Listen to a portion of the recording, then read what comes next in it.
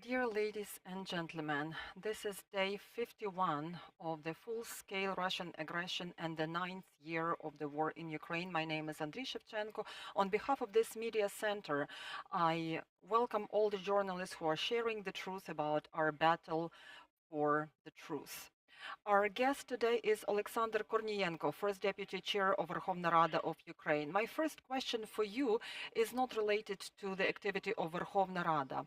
For the second day, we are following what happened to the flagman ship, the warship, flagman Moskva, Moscow.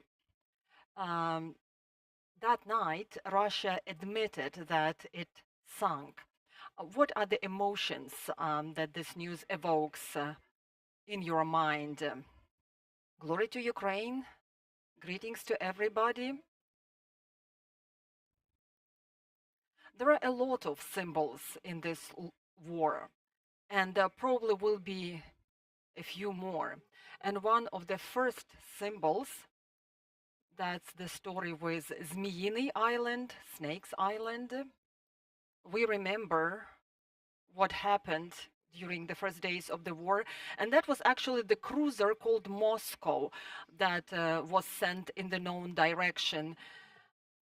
Of course, we destroy dozens of military equipment every day, fighter jets, tanks, armored vehicles. But this one is very symbolic because that's the very warship that our state border guards sent in the known direction.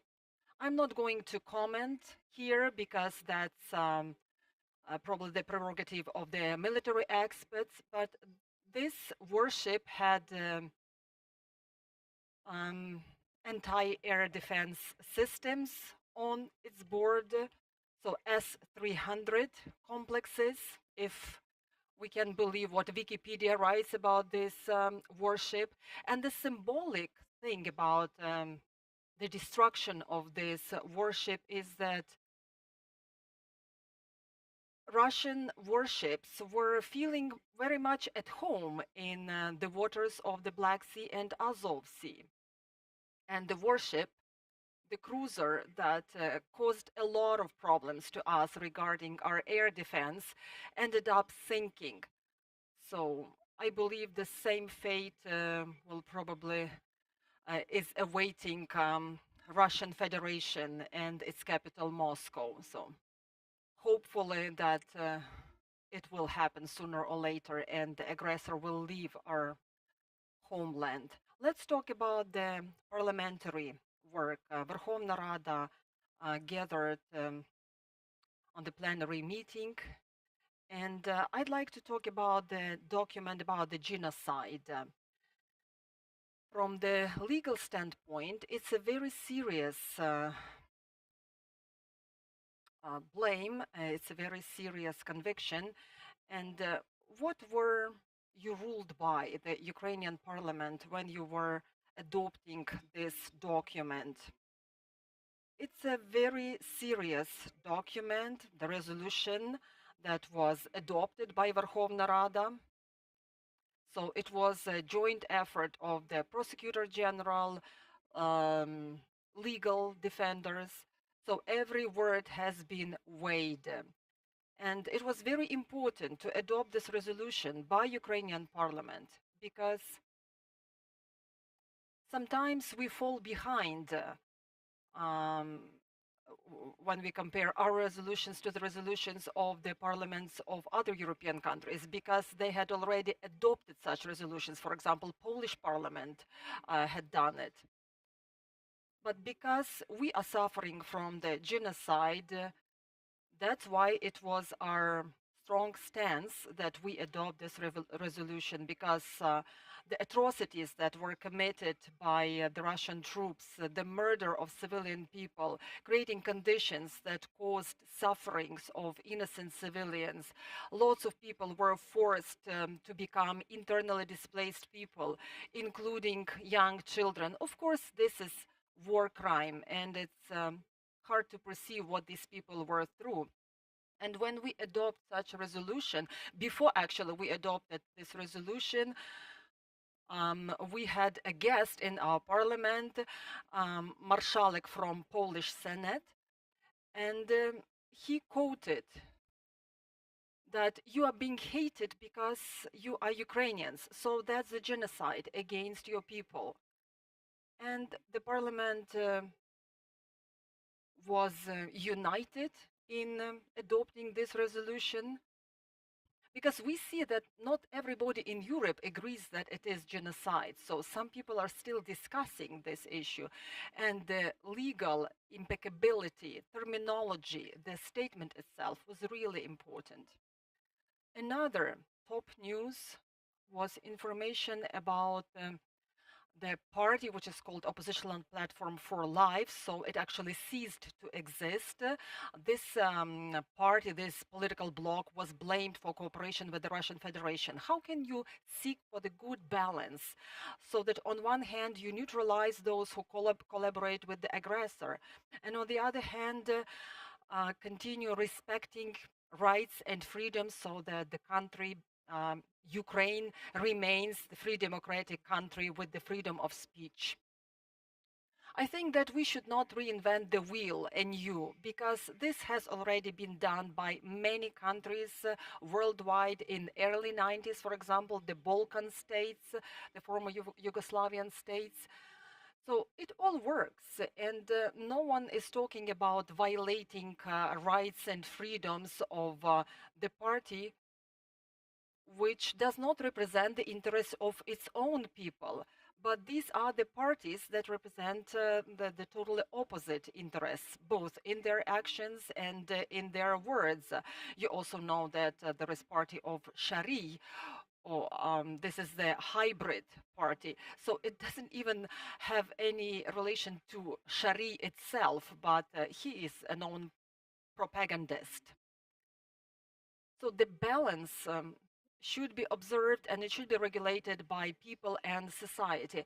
And I'm absolutely positive that our society is going to stand shoulder by shoulder with those who are defending Ukraine, who are patriots, but those who are collaborators, so the society is going to respond to their deeds. We know that lots of members of this notorious party have already left this party earlier, and locally people understand and they feel what this party is up to. And I believe that that was the right decision made by Verkhovna Rada of Ukraine, so that we need to put an end to this party, especially if people want to make a good political career. What do you think is going to happen to those members of parliament who represented this notorious party? According to the constitution of Ukraine, they will terminate their activity, so their mandate will be taken away. Some of them are outside this political party, so maybe they will create a new political group in the party.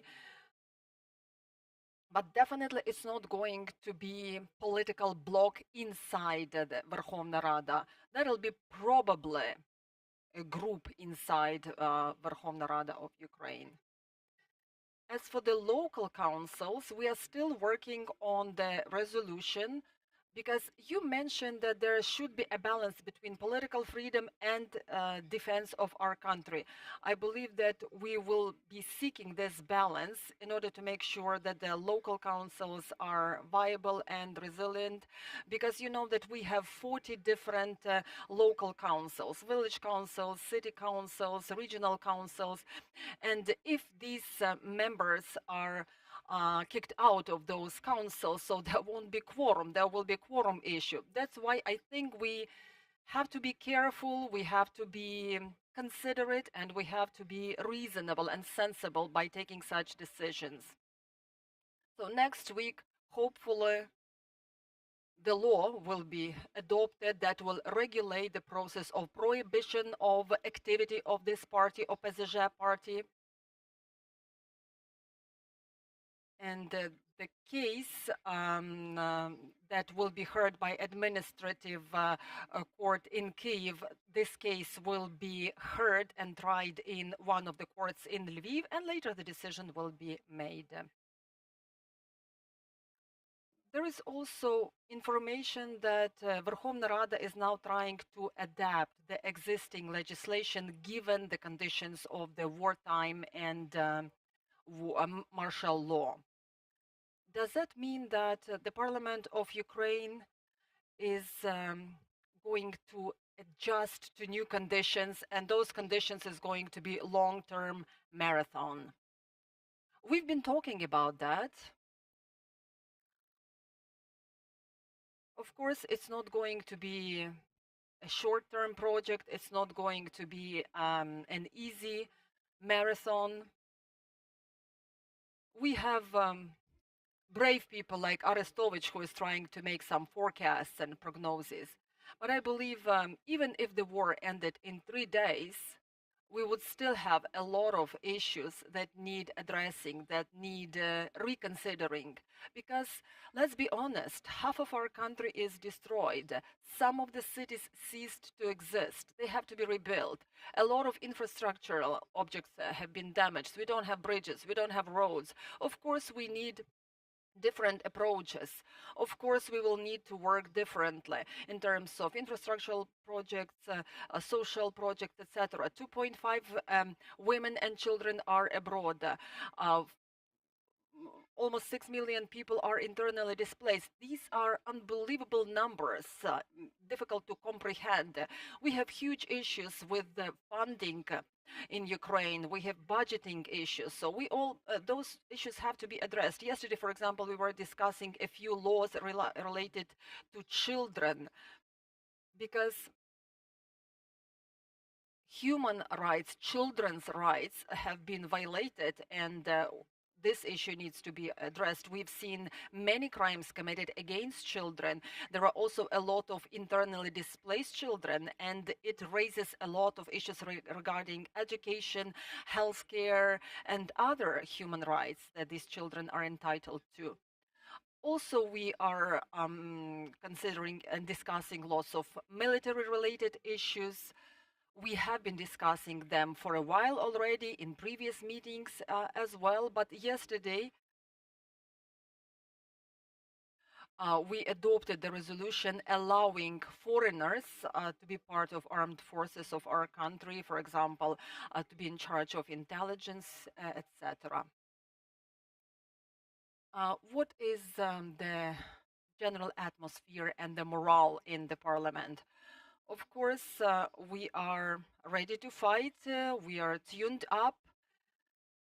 Some of our parliamentary members are volunteers. Some are working in diplomatic arenas. Some are working on draft laws. Lots of members of parliament are in the field. The visit of our overseas colleagues are inspiring. Yesterday, we had colleagues from the Senate of the Parliament of Poland, from both from Czech Republic and Poland. So basically, this is equivalent to our majority party members. It's very symbolic. Their visit was very symbolic. Mr. Milash, who is the head of the Senate of the Czech Republic, he made a symbolic gift to our country. Marszałek of a Polish Senate, he spoke Ukrainian in his statement, in his address to the members of parliament. He even quoted Taras Shevchenko. For a few months already, we've been enjoying this support, and you can imagine how many flags we've seen in the assembly hall of our parliament.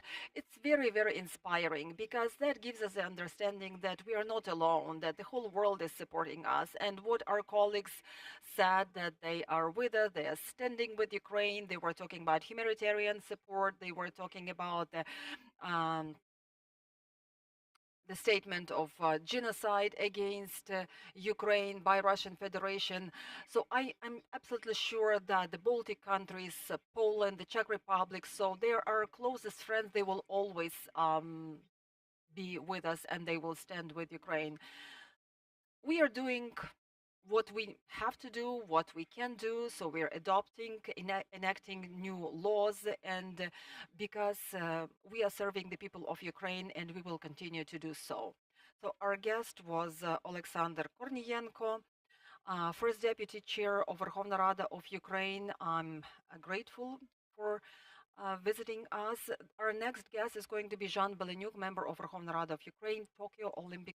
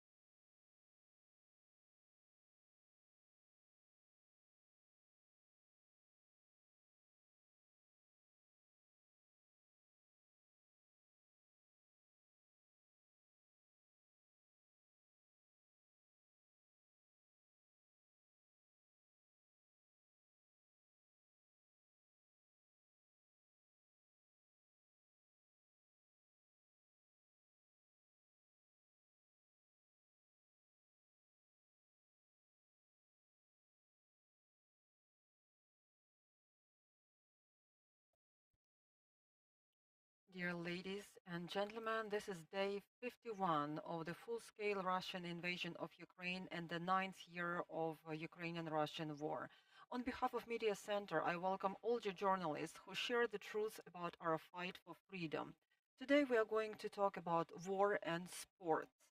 And we have two guests in our studio. These are renowned and legendary athletes, Zhan Beleniuk, who is a Tokyo Olympic champion in Greco-Roman wrestling, and Stanislav Horuna, Tokyo Olympics Bronze Medalist in karate. I welcome Stanislav to join me here at this mic, and I will use the opportunity to ask Zhan. Zhan, what have you been busy with these days as a member of parliament as a famous person in Ukraine? Thank you for the question. Thank you for having me here. Yesterday we had the meeting in Verkhovna Rada where we, as a committee of youth and sports, discussed the possibility of approaching International Olympic Committee so that they remove Russian Federation from International Olympic Committee and international sports movement. I urge that all federations do the same, given the fact that Russian sportsmen are the big lever of propaganda, and they have always and often been involved in different propaganda stories. For example, there was a meeting in Luzhniki, there was a major concert, and Putin was present there in person, and some competing athletes, they had medals that did not belong to them, and thus they were supporting the genocide against Ukrainian people in their country. Therefore, those athletes, those sportsmen, so they have to be banned from international sports community for life. And they have to be banned from international sports society. Those athletes that decided to be silent, so I believe that they should also be banned, and we should be strict enough so that these sportsmen are removed from International Olympic Committee. Stanislav Horuna, who is the bronze medalist in karate, Tokyo Olympics. Your name became known in the news after you made the announcement to auction off your medal, 2020 Olympics bronze medal, and you decided to use the money that you make by selling your medal for the use of the purpose of the armed forces of Ukraine.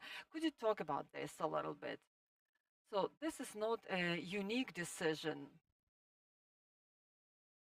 It's part of my life philosophy, part of my stance as a person.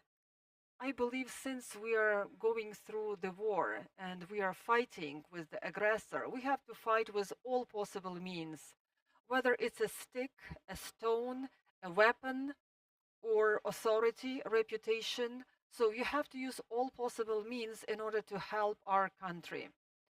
Having this medal, which is very dear and valuable to me, and I know that there are people who are collecting such trophies and they can pay good money for that. So $20,500. So that's the money I got in the auction by selling my medal. So it can help save somebody's life. It can help our armed forces. It can help our medical institutions who are providing assistance to our injured and wounded. I have a question to both of you. What can you say to those people who say that sports should be outside politics? I know that your colleagues very often say that we should not mix sports and politics. What would you say to such people? I would say that now I am not a competing athlete. I am a citizen of my country. Therefore, I'm going to support my country with all resources and with all strengths and might I have. I support people who are fighting for this country. I have an authority in the sports community. That's why I'm using my authority to help our warriors, because it's a full scale war, not only geographically wise, but this is a war in all spheres: cultural, scientific, sports sphere, including. Therefore, if there are any initiatives directed to banning or limiting the participation of Russian and Belarusian sportsmen from any international sporting events, major events, I'm all for it. And I will be, moreover, initiating such ban. Thank you for your question. This narrative about sports being outside politics, it has been promoted by the Russian Federation. Paradoxically, but Russian Federation is involving its athletes in political life more than anybody else, and we can follow different events, for example, competing athletes before the election in Duma, before the presidential election. They have always been involved in different events and different political campaign meetings. On one side, they say that sports is outside politics. On the other hand, they have always been notorious because they have been involved in doping scandals and other things. On one side, they say that sports is outside politics, like we've got nothing to do with politics, we are just training and taking part in international sporting events. But we have to understand that sport could be, for example, jogging in the stadium. So that's also considered to be sports. But if you represent your country, if you take part in an international major event, competition, and the flag of your country is raised and the national anthem is being played, so then you represent your country, your homeland. That's why Russia always decides to use their athletes as a lever, and they're always spreading propaganda and making statements that we are from Russia, we are supporting special operation. They have this Z letter on their clothes as a symbol, as logo. So I believe that up until recently, the Minister of Youth and Sports also believed that sports should be outside politics. But with this conflict, he recognized that he was in the wrong. But sports achievements, including Olympic Games achievements, so they take special place, special position, because a lot of money is being invested in the victory of Russian sportsmen. And with this, they are trying also to spread certain political narratives and political propaganda. And they are trying to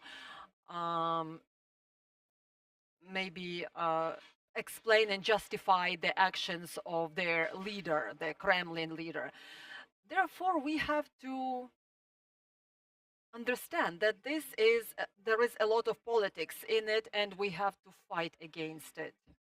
We've seen our Paralympic athletes; they have been very successful in the past Olympics, and they send the right message, the right narrative in support of our homeland. Are there any questions to our guests? There are a lot is being done in order to remove Russia and Russian athletes from official international competitions. Can Ukrainian athletes participate in international competitions? And what is the presence of Ukrainian sport in international arena? The politics of our country and our president is that athletes have to be given every opportunity to train and to represent our country in international sporting events. So they are basically the diplomats. They are the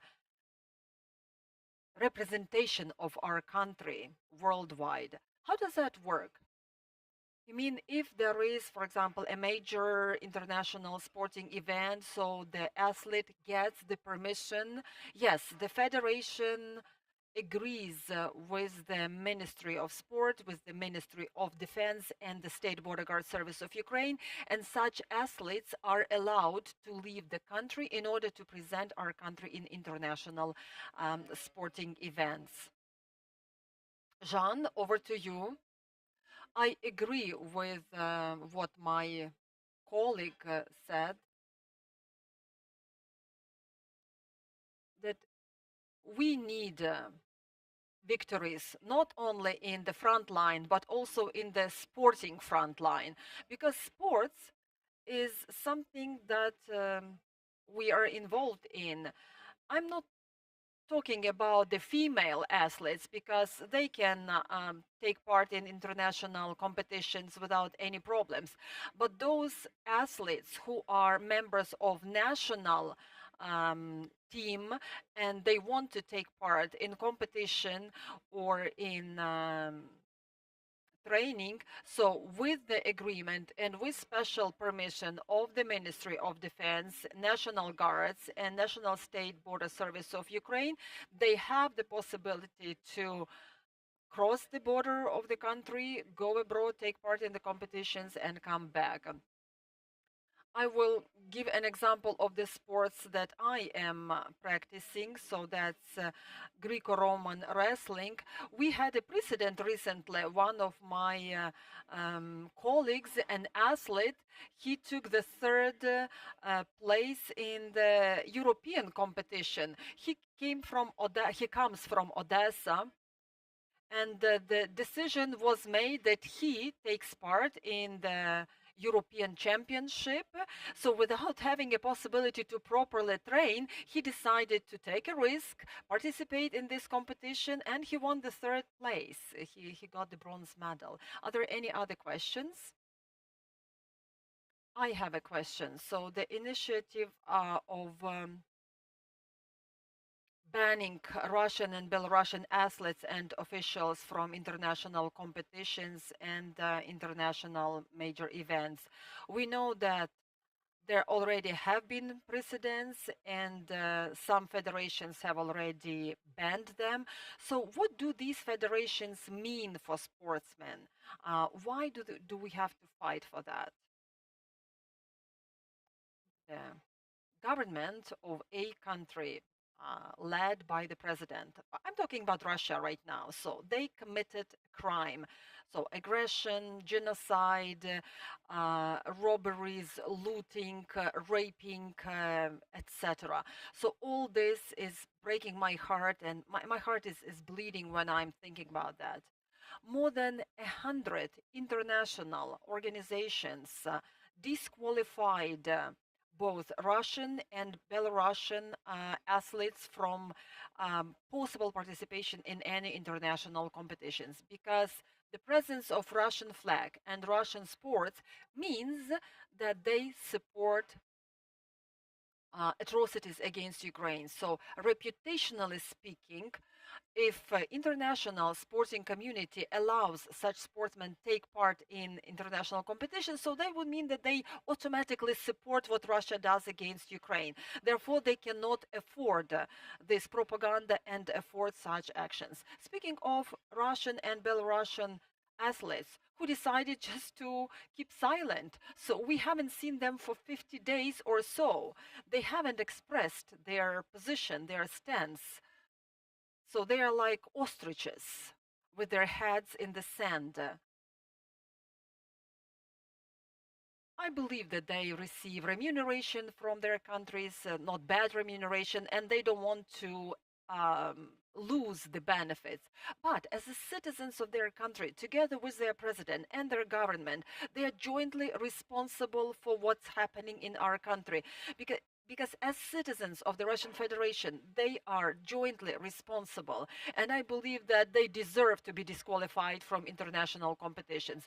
I think that the reputation of Russian sport was already tarnished because of the scandals of using doping by their athletes. And I believe that international sporting community already believed that sport was part of the governmental machine and governmental policy. I think that they propagating art, culture, business, everything. So, and to meet their propaganda objectives. My last question is about Ukrainian flag.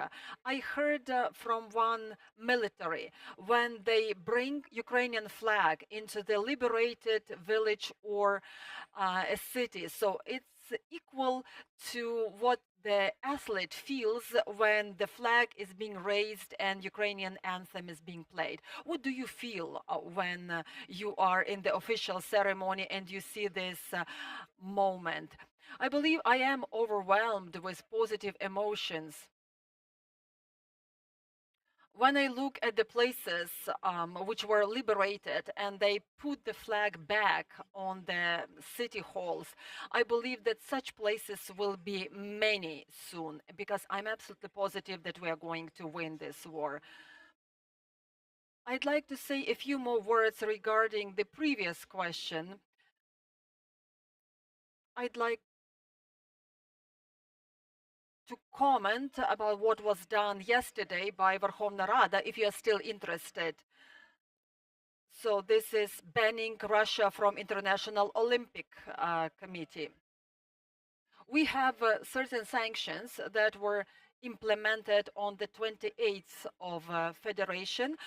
There was a recommendation from international sports federations and sports event organizers not invite or allow the participation of Russian and Belarusian athletes in official international competitions. But I want National Olympic Committee also to be involved, representatives of the Ministry of Youth and Sports. So they also have to take a very strong stance and exclude Russia from international Olympic movement. I believe that they deserve it, because we can analyze at what happened in Bucha, Hostomel, what's been happening in Mariupol, Kharkiv, nearby Kharkiv. These are war crimes. These are atrocities. And some Russian athletes are actively supporting what their country does against our people and against our homeland. Stanislav, speaking of the flag and what you feel, I believe that military, they probably have more elated feelings, so they are proud of what they have done. For us athletes, it's probably the biggest achievement in our life if we can raise our flag and if we can make international community listen to our anthem standing. So then you have a feeling of achievement, personal achievement. But what military do, it's definitely much more valuable than what we do. And probably the feeling of the elated feeling that they have when they come back to the liberated territories, it's probably much bigger than what we feel in sports. Thank you very much, Stanislav Horuna, Zhan Beleniuk. Both are Tokyo Olympics champions, and they are the pride of our country. And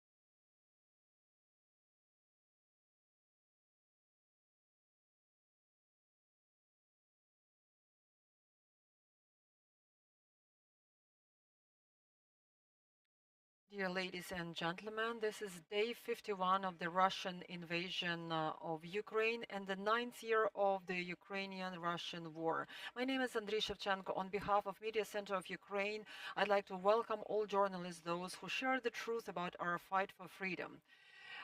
This briefing is going to be about healthcare in war conditions.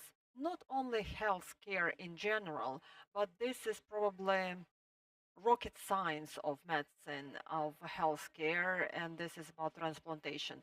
So our guest today is Vitaly Branashko and Roman Domashich. Roman Domashich is a cardiosurgeon and transplantologist. Vitaly Branashko has recently been his patient. Roman, in war conditions, managed to transplant the donor's heart to Vitaly Branashko. So let's get started. Over to you, Vitaly. Good afternoon. My name is Vitaly. I come from Chernivtsi. Back in 2016, I was diagnosed with heart condition, and my condition was deteriorating since 2016. I had difficulty walking. I was short of breath. And we applied for heart transplantation. And during the war, it was very unexpected. I got a call, and they invited me to come here to Lviv. And on the 12th of March, I had this surgery. It's been a month since then. I'm happy I can now walk and live life. I'm not short of breath anymore. So at the moment, I feel perfect. Was it a surprise that such a complex surgery was done in war conditions? Yeah, I understood that that could be an issue. I didn't have any hopes, but I got a call and I arrived, and success story. Roman, could you give us an overview how difficult it is to organize such surgery during the wartime? Of course, it's more challenging during the wartime because our patient faced logistics issues. That was the first week of war, the first 10 days, the first, let's say, 10 days of war. What was the problem that our patient faced? We had a donor. According to parameters, there were 3 patients who claimed this donor heart. 2 of them refused. They say that because of war, we are not considering transplantation. It took 15 minutes to Vitaly to make this decision, and he decided to come. The issues with logistics that we had mentioned earlier. So it took time. He had to go through many checkpoints because he comes from Chernivtsi. It took him between 6 to 7 hours to arrive here. Since our donor was stable, we could wait. We could afford to wait, because if donor wasn't stable, we wouldn't have been able to wait, and we would have probably acted differently. Vitaly is an outstanding example of what's possible even in wartime. Such sector as organ transplantation in healthcare cannot be stopped and should not be stopped. Transplantation in Ukraine has been on a very high level. In Ukraine recently, the trend is towards bigger number of such surgeries. Last year, not a single person was sent abroad for kidney transplantation. Previously, all those people were destined. Some of them couldn't even go through transplantation surgery. Normally, these were Belarus, India, and the United States who did kidney transplantation.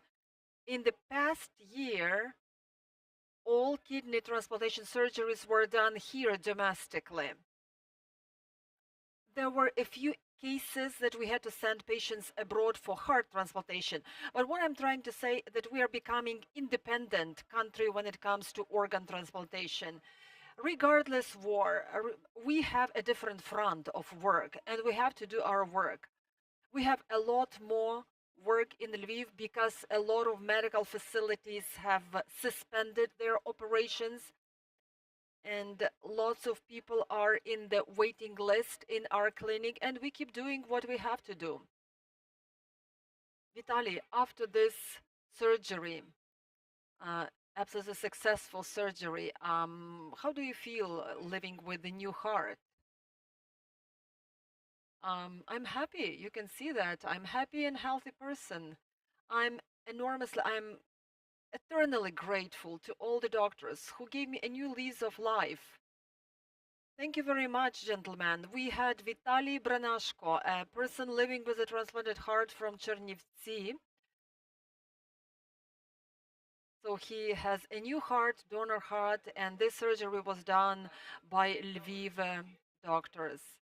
Roman, could you stay with us? I'm also inviting Maxim Ovechko, the head of Transplantology Center. I just want to say a few words. Vitaly was discharged after 13 days and he feels well and his concentration is good. Today we did the checkup, full examination of Vitaly, and we are satisfied with his condition. Maxim, a question for you. How confident Ukrainian surgeons feel performing such surgery, and what is the Ukrainian position in this sphere of science? 2 years ago, we started doing vessel transplantation in Ukraine. We have experts. We have more experts now than we had 2 years ago. All of them have been trained abroad or they did some courses abroad. So, and I think that they are equally qualified as our overseas colleagues. We do between 2 to 4 surgeries, transplantation surgeries per week. So that's very good statistics. We are gaining experience and we are enjoying very good results. I also would like to welcome Irina Zaslava, it's chair of iDonor, Ukrainian National Donorship Platform NGO.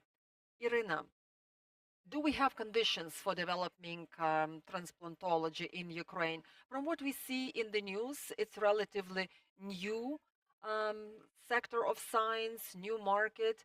I know that Verkhovna Rada of Ukraine also voted recently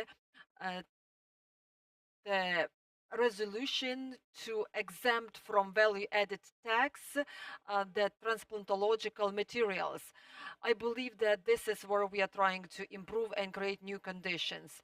Speaking of transplantology, it's definitely a new sector in Ukraine. It's rather disadvantage than advantage because this sector has been developing widely worldwide. Unfortunately, we didn't have such an opportunity for decades and our patients didn't have a chance to live. Up until last year, Ukrainians didn't have a chance to have a new lease of life thanks to organ transplantation. Our people had to go abroad and our country was paying huge money. More than 800 million was paid to foreign medical facilities from the budget of Ukraine. Speaking of 2020, it was more than 1 billion hryvnias. It means that a lot of money was invested into the healthcare development of other countries. In 2019, at the end of 2019,